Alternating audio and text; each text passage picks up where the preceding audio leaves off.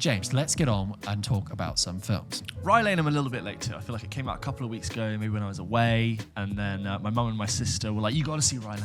I loved it. I loved Rye Lane. You got to see Rye Lane. It's so good. So interesting. But what is this Rye Lane, James? Tell me. Well, Rye Lane is a modern London set rom-com. Okay. It very much feels like a new palette, a new framing, a new voice to this genre. Right. Do you remember a few months ago, we went through all of the tests, like the Bechdel tests? Yes, and we listed through all of them. That's right. Another reason I wanted to see it is that this film passes the DuVernay test. Yes, we did. That's the other one we talked about, yeah. Which even fewer films pass this test than the shockingly low films pass the Bechdel test. And the DuVernay test requires that a story features characters of colour who have rich lives rather than existing only in relation to the white characters. People have talked about having characters of colour, and specifically black characters, that are not also in a film where the subject of their character is related to their race. Yes. It's not about them being oppressed or about racism itself. Creed 3 was actually another example of this, where the characters are depicted to be at like the top of their field in boxing and in music, and it wasn't like relevant the fact that they were black. And I just think there are very few films that do this.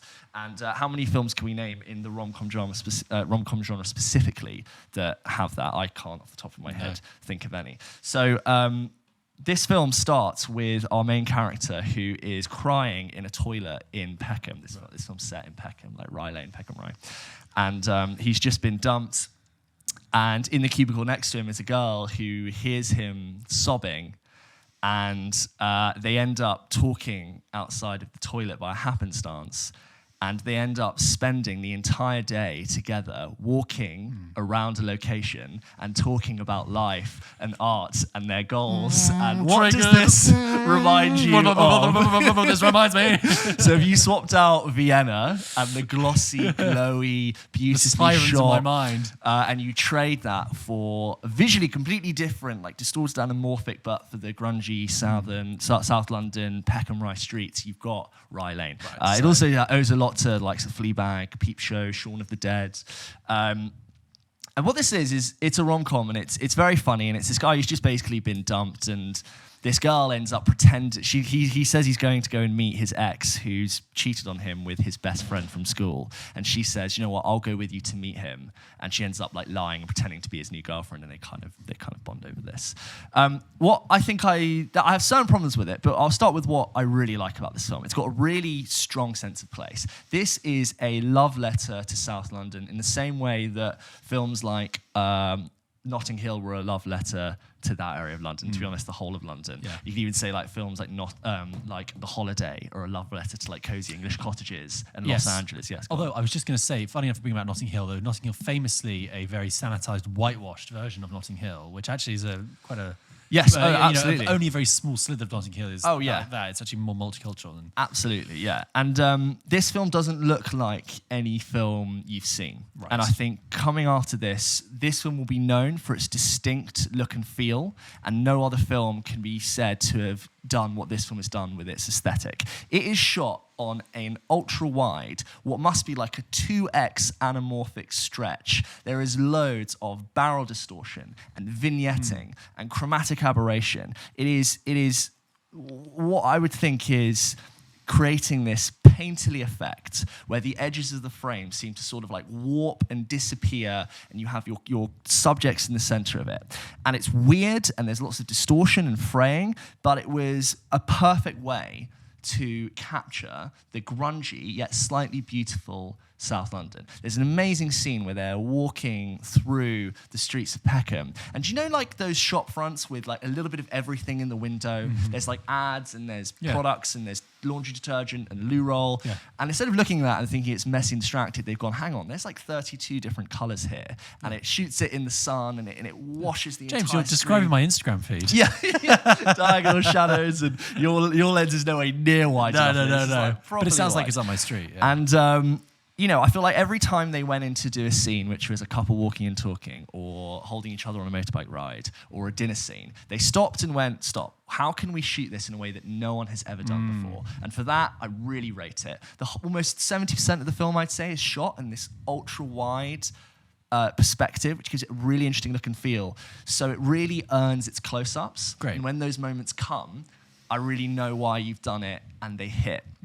Here's the problem. I feel like the writing lets it down slightly. There's every few moments I thought, oh God, this scene's great, and I love these characters, and I love the way they're layering the dialogue. And then another scene will come, and I'll go, oh, that felt forced, felt a bit student. And I'd look at the blocking, and I go, people don't stand in a scene that way. You've lost me a little bit. It does lots of quipping and cutting to these elevated scenes where they're like telling each other the story in a theater, and it cuts back to the moment, but the other character's there watching them do it, and they're like, what, you did that? Yeah, I did that. And they're like, it's playful, it's fun, like Shaun of the Dead-esque, like with the whips and the flair. And you know, it creates its own visual language that I think it's chaotic, but in its own rule set is consistent, and because it feels like it's developed its own rules.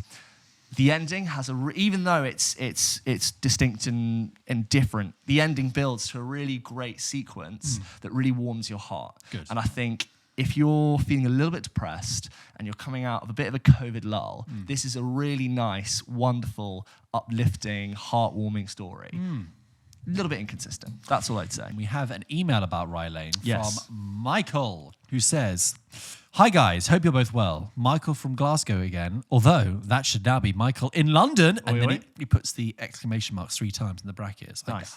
London. After having just moved down with my girlfriend. Congratulations, Michael. Welcome to the big city. Having a great time so far, and I must confess it is quite funny watching the brains of London locals almost visually whirring when initially trying to process a Glaswegian accent. But who knows, maybe I'll see you around and say hi. I'll speak slowly, I promise. Yeah, please do. I have the voice of Kevin Bridges.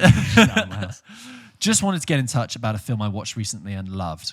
Rye Lane. Nice. I thought it was a really fun little film that has such a love for the city of London. Yep. Some of the locations and cinematography in it are so vibrant and colourful. It shows us how stunning a city London is, which was lovely to see as a new resident. But the film itself is brilliant, almost choreographed like a musical at the times, and the 2 leads, who I must confess I knew nothing of beforehand, are terrific. Yeah. Had a great big smile on my face throughout the whole thing, and on top of it all, it's only 80 minutes long. James, you lied. 80 minutes. Is it 80 minutes? Put it on now. I mean, we can get through that easy. Hour 22. Oh 82. My God. I mean, again, I said I'd watch paint dry for an hour and 22. I should have just said, so Rye Lane, it's 82 minutes. Yeah. Done. Fantastic. It's only 80 minutes long. What more could you want? Can't recommend it enough if you're looking for a creative, playful, kind of Richard's courtesy rom-com. Michael, thank you. If anyone else has seen Rye Lane, please let us know at hello@popkitchenpodcast.com. Just on the rom-com. I actually have quite a few thoughts. It's really weird because I didn't know until this afternoon that you were going to review this, but I have had the rom-com in my head this weekend. First of all, when you just say about a British set, a London set rom-com, I will also give a shout. I said this in my underrated movies episode, but Man Up with Simon Pegg and Lake Bell is actually a perfectly charming, but like really, really nice rom-com. I stand by that. And I've like caught bits of that on TV since I've seen it, and I've thought, actually, this is really nice. It's much better than it looks. The thing is about rom-com, it's been in my mind because this weekend I rewatched. I mean, I'd seen it once when I was a kid, but have you ever seen As Good as It Gets? Yeah. Right. So with Jack Nicholson, right? And then when was the last time you saw that? Yeah. Exactly. Right. So basically, you almost feel like you haven't seen it. Right. Because we rewatched that, and I was Helen Hunt. Exactly. Yeah. Very good. Won an Oscar for it. I was actually astonished at how much of a history piece that is because of how dated it is. And it's dated in so many ways. I mean, sorry to bring up As Good as It Gets if you're not familiar with this or you haven't seen it in such a long time, but just to remind people, it came out in 1997. It's a rom-com from James L. Brooks, who had already had success from Terms of Endearment and Broadcast News, which I really recommend actually, which is a good one. And he made As Good as It Gets, and it's got Jack Nicholson living in this, this very, very wealthy apartment block where Jack Nicholson lives there as this sort of obsessive compulsive writer, and his neighbour is Greg Kinnear, who is a gay artist and dog owner who Jack Nicholson dislikes. He's got an art dealer friend played by Cuba Gooding Jr., and part of Jack Nicholson's routine every day is he goes to a diner, and who serves him there but Helen Hunt? And what's wrong with Helen Hunt? Well, her son is sick, although that's not really the problem, because what the film likes to tell you is that the real problem is that she hasn't got a man in her life, okay? Anyway, we watched it. And I just want to recap about why it's dated. It's dated because, well, Jack Nicholson's character is racist, misogynist, homophobic. But lovable. That's the thing. And it's like, I'm not saying you can't have a character that is all those things. Yeah. And I'm not saying that a film can't take a character like that and attempt to reconcile and redeem them. But the film does not challenge Jack Nicholson on any of those opinions. It's like, oh, men be crazy. Yeah, it's like, so there's a bit where he goes to the diner at the beginning and he just says, there are Jews at my table, I want them out. Like, and like he just commits an awful bit of anti-Semitism that is never mentioned and never picked up on again. No one ever challenges him on it. The waiting staff don't challenge it. Like, it's just not, and I'm like, it's kind of like, he's so obsessive compulsive. He's anti-Semitic. Oh, what a guy. Yeah. And then the film like continues and like just wants to show that he's got layers underneath. But I'm like, no, that's very dating. You can't let that stuff pass. You can have it. Doesn't feel earned. You could, you've just got to engage in those things a different way. Even his obsessive compulsive disorder, I think, would just be dealt with differently. Anyway, what I also found though, I said this on Letterboxd in a sort of like much more condensed way, but what I found really dates about it is a film that was an era in which a film, not only did a rom-com make loads, could be made for a high budget. And obviously, like the death of the rom-com is a very over-talked about thing, so people are familiar about it. But that is a film that was made in an era when rom-coms could be high budget and 2.5 hours long. Yeah. And could absolutely stroll through its plot, meander, it was a nice time. I was vague happy to watch here, it. vague there. And I was just thinking, I was like, this is just like almost like this is. How is it 2.5 hours? Yeah, and it's almost like decadent in its relaxedness. But having said that, it's also shot in that fantastic 90s, soft, dewy, dreamlike, warm orange hues. Like it's shot in that way that everything looks like it had everything's covered in honey. Yeah. You know, that kind of album warm, cover, autumnal almost tones. And because you were talking about the visual language of Rye Lane.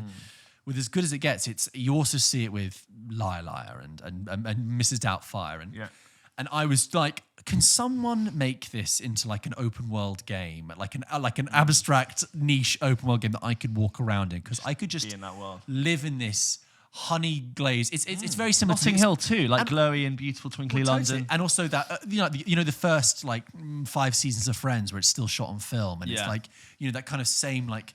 Just all the colours, all the 90s colours pop. And it's like the 90s were that point where like everything was still shot on film. We're a decade before everything started to turn over to digital, but it was also at the highest definition of what film could be, right? Yeah.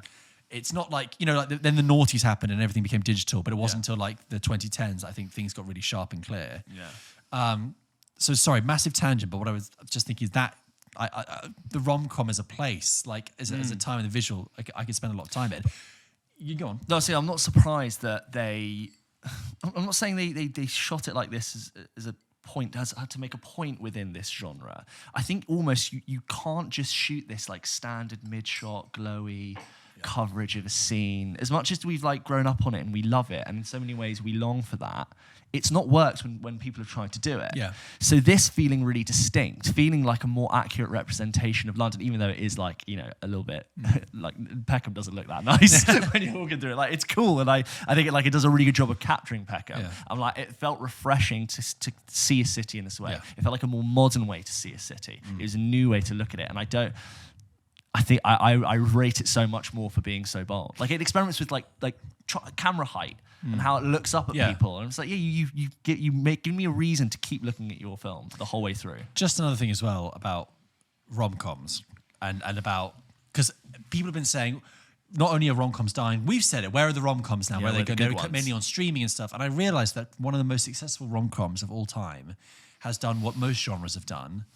One of the most successful rom-coms of recent years is what most other genres have been, is on TV, and it's Emily in Paris. Right, That's what I realised by that film is that series is so successful. I know we talked about it at the beginning of the year. Yeah. But that series will come back into my mind occasionally because Which I is think like glowy and pretty and it colourful. fulfills every single rom-com genre trait, which is that everyone spends more money than they could ever possibly earn. Yeah. Everyone is much more wealthy than their real world jobs would afford them to be. Yeah, there's an element of fantasy in there. It's an element of fantasy. It's a glossy, clean, wish fulfillment world. No politics And that's the thing. Like, Emily in Paris actually has like a rom-com story, and it just clicked with me the other day. I was like, oh, that's the biggest rom-com of recent years. It just happens to be told over 3 seasons. That's even the rom-com genre has evolved to be a streaming series now. Tangential, but that's where I got to. Anyway, Rye Lane. So I'll try and check that out though, because I do like the sound of the colours. And it's very, really interesting. Could you give me a London pun on it? So it's not before sunrise, it's what? Sunrise. Oh, straight away. Before sunrise. Straight away. Great. Straight away good. with it.